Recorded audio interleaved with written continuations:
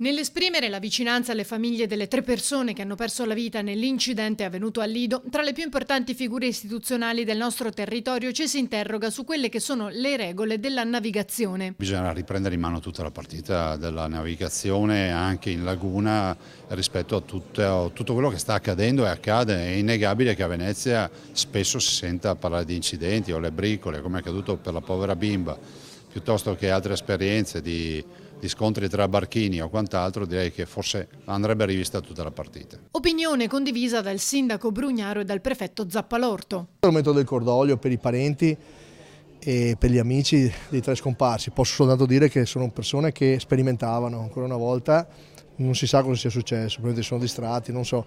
Stiamo parlando di una barriera che è a mare e che è abbastanza grande, però probabilmente l'una, le condizioni meteo, non lo so cosa sia successo. Senz'altro il rispetto del mare, ancora una volta ripeto, il lavoro che la gente fa in mare è il più diversificato, tra cui c'è anche chi sperimenta i motori, le barche, in questo caso la velocità. Lutto per tutti. Ecco, sono in molti a chiedersi se sul fronte della sicurezza, delle misure di sicurezza sia stato fatto tutto. Lei sa rispondere a questo?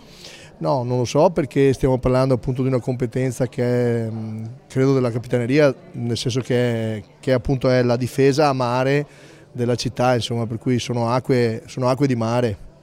Non è successo in laguna, è successo fuori in mare questa cosa. E credo che comunque la sicurezza non è mai troppa. Vale per chi conduce le barche, vale per chi costruisce le varie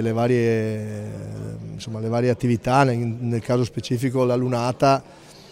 Io penso che ci sia forse un errore umano, insomma, quasi sicuramente. In generale il discorso è quello della sicurezza che non è mai abbastanza, per la quale non vengono mai prese tutte le precauzioni del caso. Qui siamo di fronte a una gara di livello internazionale, credo, perché così mi è stato detto, ma non ho capito e non comprendo che cosa sia potuto succedere, come abbiano potuto andare addosso alla lunata di San Nicoletto.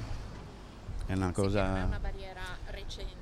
No, è una barriera che è segnalata da tutte le carte nautiche da anni, per cui dovevano sapere che lì c'era un ostacolo, ecco.